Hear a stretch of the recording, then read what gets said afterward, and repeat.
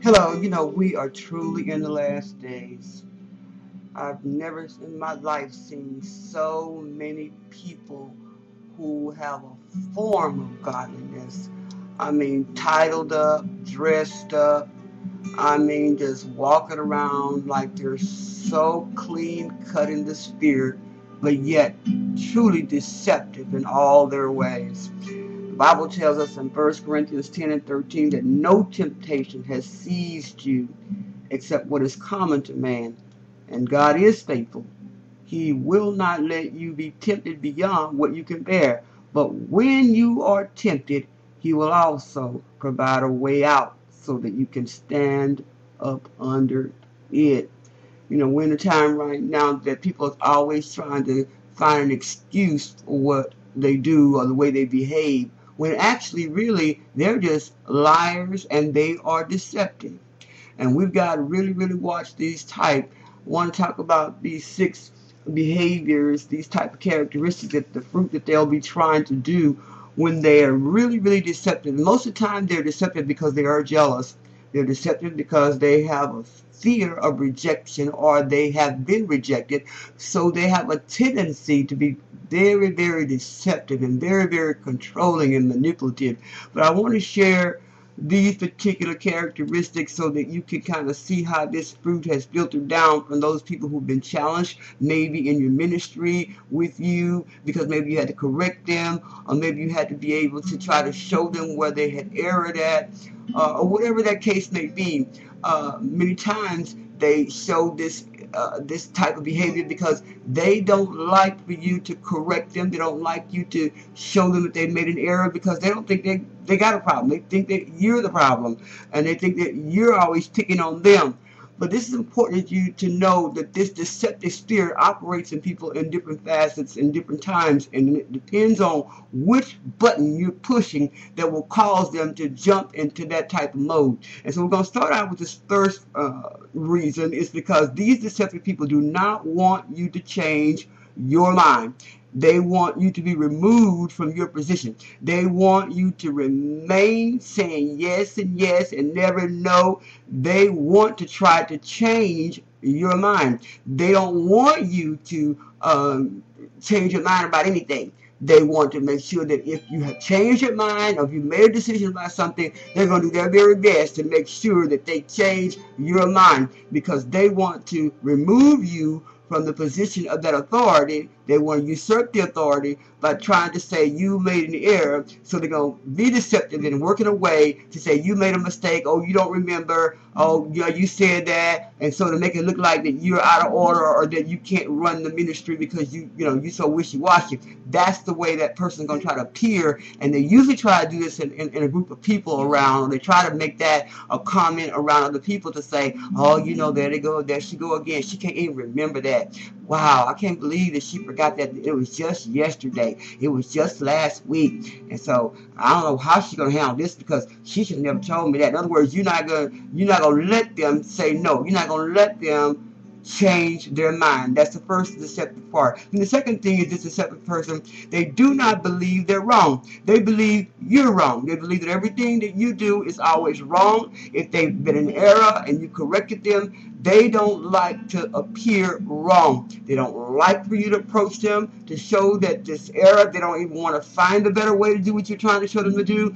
All they want is you to be proved, and they're going to work really hard for whatever it is you're trying to correct and show them to do better, or to reprimand them to do it the way that God is leading you to have it done, because they want to be able to shine. They want the flow show. So they're going to make sure that everything that you're trying to get them to change, they're going to make you believe that you're wrong, and everybody else around them to show or prove that you're wrong. So if it's manipulating or turning the situation around so they can get what they want out of it, to prove that you were wrong, that you should have did it their way, they're going to do that. Then the third thing about these deceptive people is they do not pursue a solution to a problem. They pretend to ignore the problem and cause others around them and to believe their point of view about the problem. Why? To discredit your beliefs. This causes what? Confusion, backbiting, even possibly church split, for the ministry to be dissolved, or people go away because they figure there's too much confusion, too much backbiting. But the reason why they do that is because they want to pretend that you've caused this problem. You've made this situation worse than it should have been. They're saying that and they want the people to believe that they need to see their side of the issue so that they can make it look like that you are not a very, your character is not good, you don't keep your word. In other words, they want to make sure that people see you as a person who is not true, that you are not faithful, that you wishy-washy. So they want to discredit your beliefs. Oh, I know I'm talking to somebody. And then the fourth thing is they believe that you are controlling when things don't go their way, or when they are not given service roles they feel they're more qualified for. See, the reason why they want to make you feel like that you're controlling is because they really want to be upfront or do something that they really don't qualify to do. They really want to do it so they can say, this is what I did, or did you hear about the service and then I was in this, or I was the usher, or I was the MC. They always want to make sure that they get to do the thing, and if they don't get to do the thing, they're going to do all they can to make it look like that you were just trying to control the whole thing, even if it's your ministry and you being led by the Holy Spirit, or you simply want to make sure this person don't get to play these games, so you don't involve them. And when you don't involve them, then they tell those that are involved in the ministry or may know you, or through a casual conversation, may not even be at the ministry. It could be at a Walmart or wherever, that they run into someone that they know that's familiar with the ministry, and then they will let them know they're just trying to be controlling. She's just trying to be controlling, and she knows she shouldn't have had so and so do that. She know I do that better, but that's the way they want to handle their business. So let them go ahead and do that way they want to do. Just want to downgrade you so it'll look like that you are trying to take something from them that they feel that they're more qualified for, and actually they have no business doing it. They would not even be able to do it because the gift that they have may not even qualify for that particular position that they're crying out, this deceptive or this dishonor that they say that you're giving them. Oh, the devil is a lie. And then the fifth thing, this person would try to do is they believe that you are their problem. They believe that you are their problem and that their goal is to remove you or try to destroy your integrity. Their ultimate goal of this person who may be in your ministry or may be in a relationship, they believe that everything that's been happening to their ministry, whether it's their personal life or what have you, they believe that it's you're the one that's causing them to have sleepless nights. You're the one that's causing them to have bad relationship with their spouse or what have you, or that whatever they're doing is not working out. They believe that you are their problem, and their ultimate goal is to remove you. That means somebody got to go, and as far as they're concerned, it's going to be you.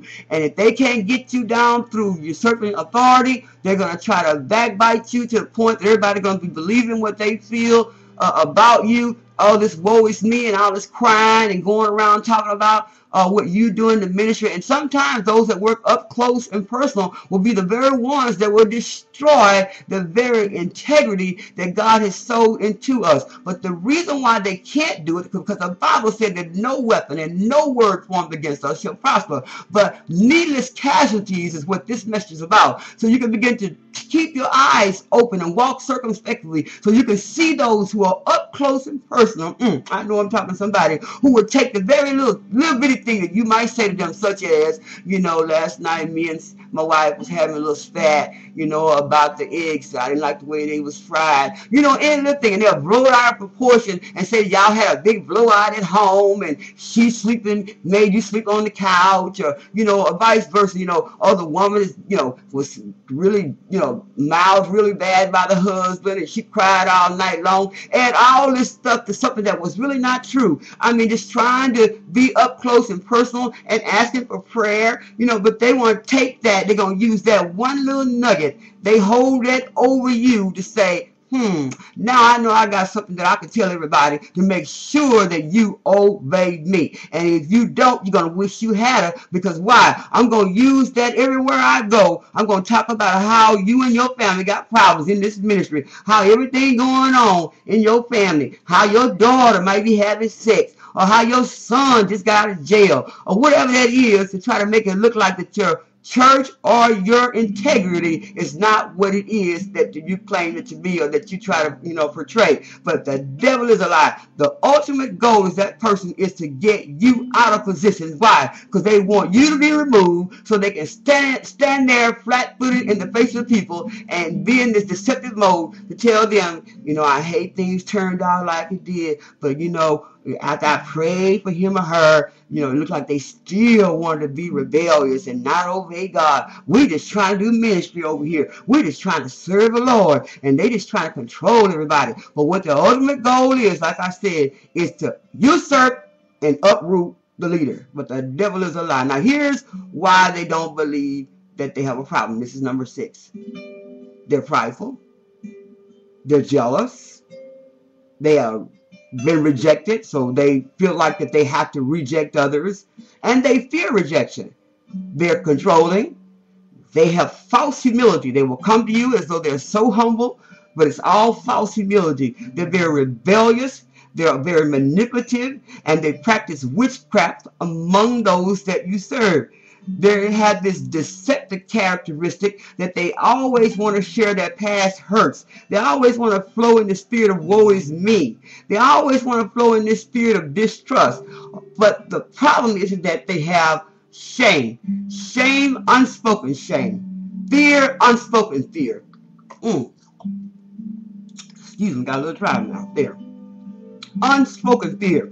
They envy. They're jealous. They find their way to backbite. They find their way to always get to those who are closest to you to try to cause confusion, to try to cause the people to split or go away because they themselves really want to overtake the ministry. And we've got to know in this hour, we got to watch like we are in the watch hour of prayer. Because the Bible has already warned us that we're in this hour where people don't care. The ultimate goal is to uproot you and to take everything that God has invested in you to be able to build kingdom, to pull it down by false accusations. Why? Because they're a deceptive type of person.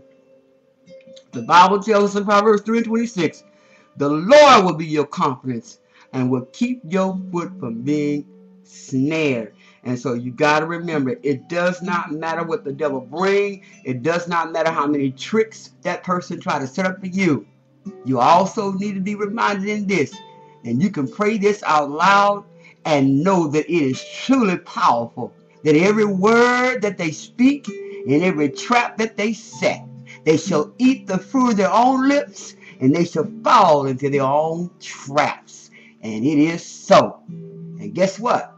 It's up to you. You got to recognize that these behaviors are flowing within the body. They're flowing within your ministry. It's not that everybody in there is out to get you, but you got to keep your eyes on those who are smiling faces, and all the time they're deceivers. It's up to you.